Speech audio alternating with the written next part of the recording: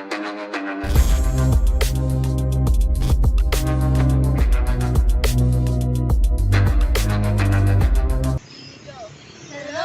Good day, everyone!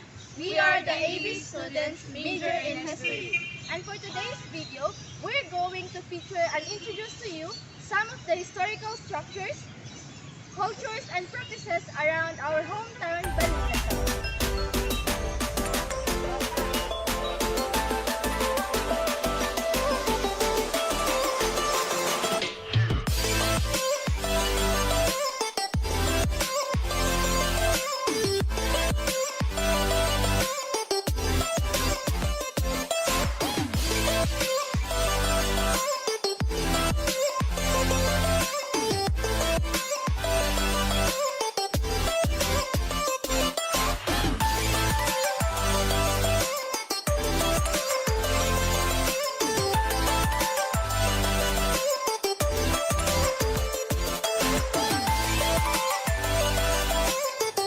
Walking to the streets of Balingasag will give you the idea of its history.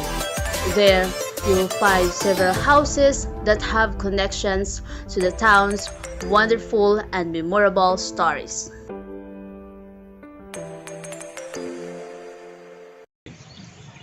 What does Balingasag mean, and where it was originated? Balingasag was a pre-Hispanic town located at the heart of the province of Misamis, Oriental. It is the biggest and oldest municipality of the province. The name Balingasag is said to be derived from the Visayan words Balingasag, which literally means fishing net and crabs. Balingasag was originally ruled by two powerful and influential datus who had an agreement to divide the town into two. The said datus represents the two prominent families, the Balmores and Majornios. These two families originally governed the town. The Balmores hoped to settle in the north, while the Majornios settled in the south. The leaders of these two families then were considered as the founding patriarchs of the municipality.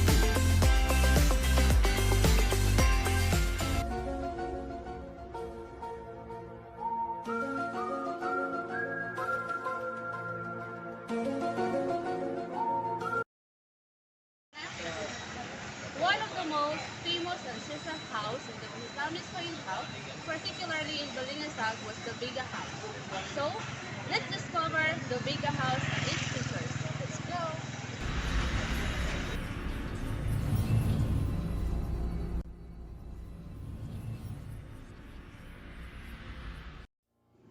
In the 18th centuries, a young merchant from San Nicolas in Cebu, whose name Ignacio Juan Vega, is settled in northern Mindanao at a small town now called Balingasag.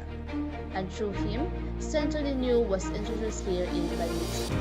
Aside from this cultural practice that he imparted, he also left behind a heritage house that is considered these days as one of the most important landmarks that can be found in Misamis Oriental, particularly in Balingasag. There are also misconceptions regarding the three sculpted wooden structures of men. Others say that this was a paradigm of slavery, while others say that this was inspired by the Atlas icon that symbolized the man carrying the world.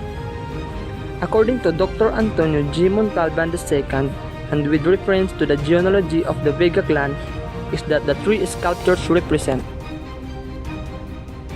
Welcome to Balingasag. Catholicism was one of the practices that the Spaniards imparted to us Balingasag. So we will introduce to you the oldest Catholic church in Balingasag, known as Santa Rita de Casia Parish Church. Balingasag Church. Catholicism was one of the practices that the Spaniards imparted to us Balingasagans. So, we will introduce to you the oldest Catholic church in Balingasag, known as the Santa Rita de Casia Parish.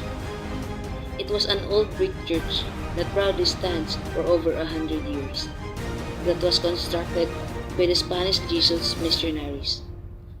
The church was originally a two-story building with architectural and beautiful structural designs.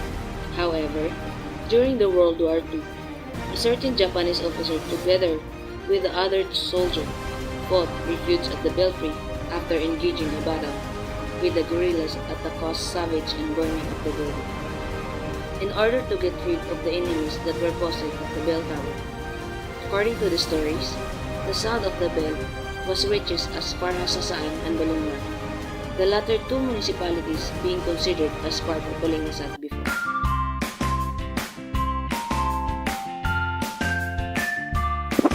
The People's Palace.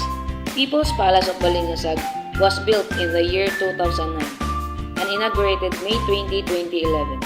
The two-story building is uniquely designed, forming a plateau shape painted with white, making it very attractive and appealing to the eyes of the people. Different pictures of ancestral houses, beautiful beaches, barangay halls, indigenous people, and arts are valued and hang it inside on the wall to show the casing beauty and history of Balingasag. Aside from historical structures that we introduced to you, we also have indigenous people living or located in Misamis, Balingasag, and they are called the Higa-Unons.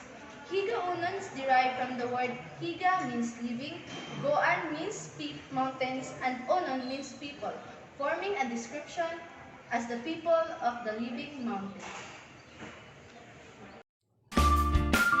It takes 17.9 kilometers from Balingasag proper to go to the Higa-Unon tribal community in Samay, Balingasag, where the municipality of Balingasag donated housings for the indigenous people. And that's all for today's video. Hope that you have learned something about the culture, practices, and ancestral structures here in Balingasag.